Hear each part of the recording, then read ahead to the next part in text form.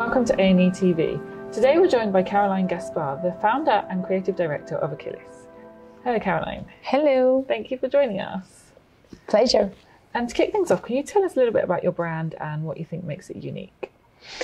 I created AKILLIS when I was quite young because I wanted to have something different, bold, audacious with gold and diamonds because I thought there was a big offer for very classical gold and diamonds jewelry and precious stone jewelry, and there was a very fashionable and audacious jewelry, but with plastic and with not real jewelry.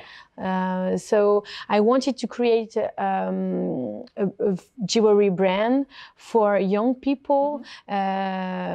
If you want to have a different style, not being as everybody, if you have your own rock and roll style, you need to wear something different and something which really matches with your own personality.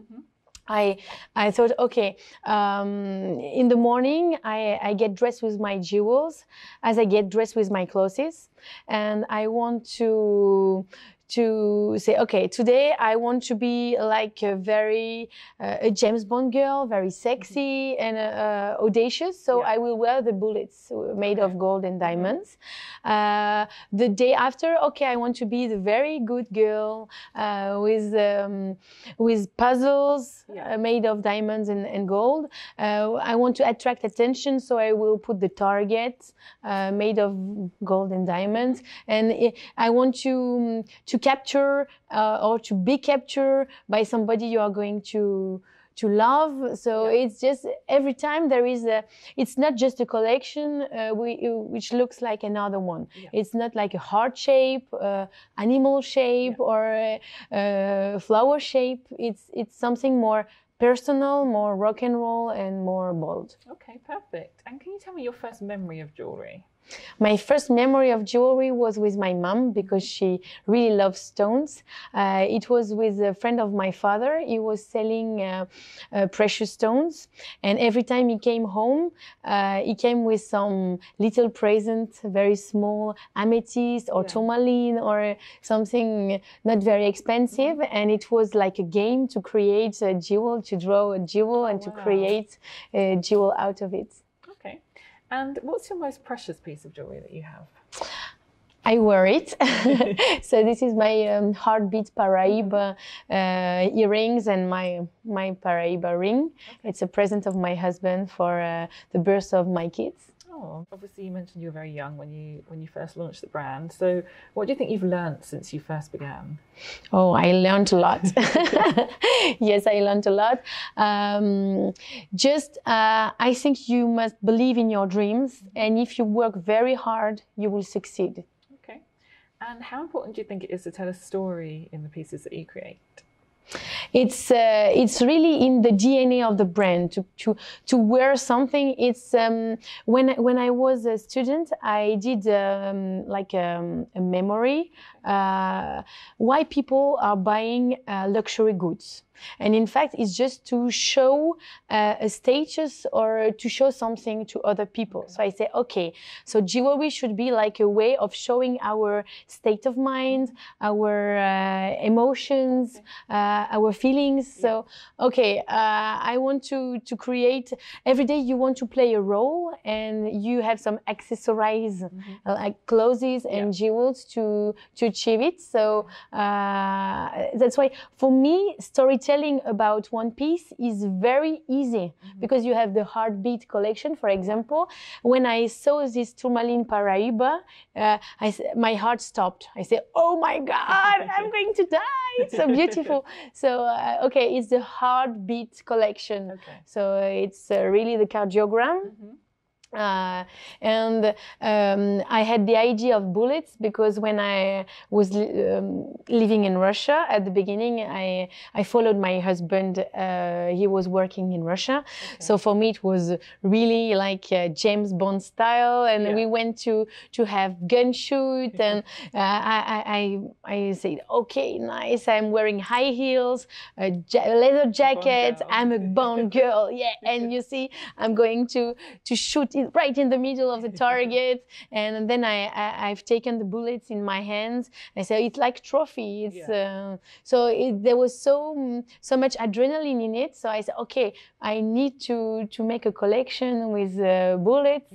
And then after, puzzle is just so easy. Puzzle is the link in the life. It's also people you are going to meet. Next pieces will lead you to another pieces, to another people, to another experience. So it's so easy there is no need to think about, okay, which storytelling we are going to have about this piece of jewelry.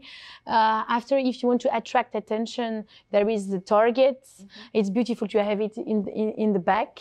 So it's just easy. And the Capture Me collection now is one of our bestseller.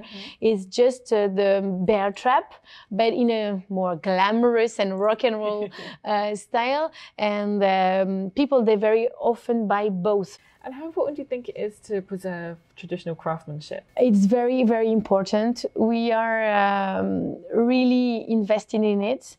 I bought a workshop in Lyon, in the south of France.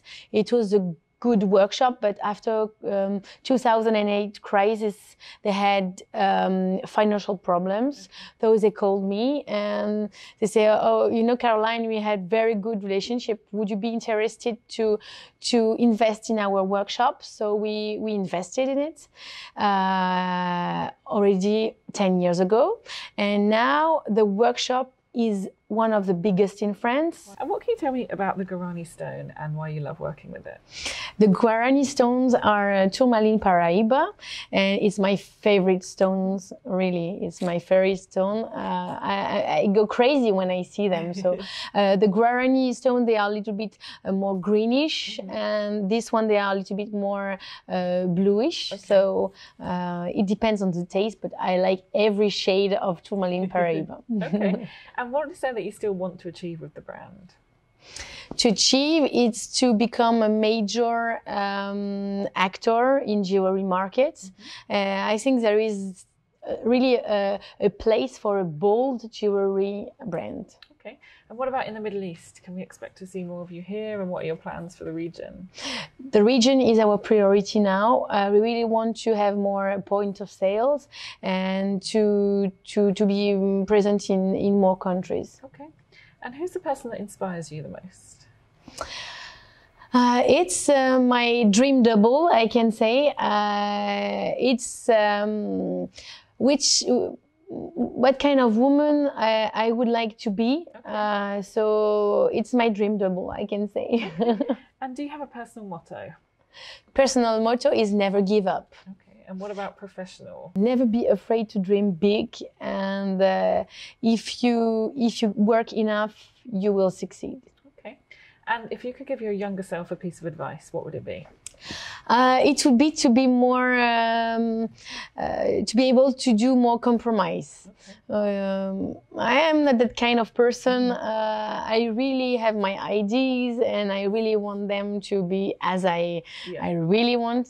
So I think it's to be more compromised, to do more compromise. Okay. And we heard you had a very extravagant wedding. Yeah, many extravagant weddings. What can you tell us about it? I waited 8 years to have my demand. So I said, okay, I want 8 weddings. And 8 is also the infinity.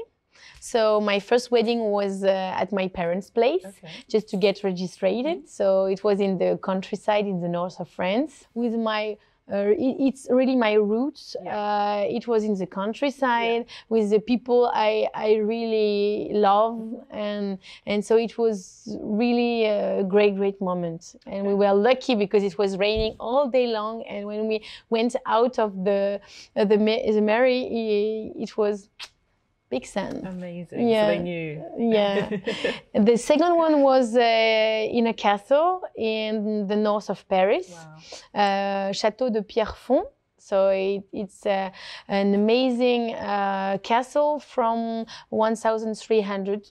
So it was like a dream. It was like a big castle, huge. Not the one in the Loire, but from earlier in the history. So everything was big, with big white stones, not white but beige stones.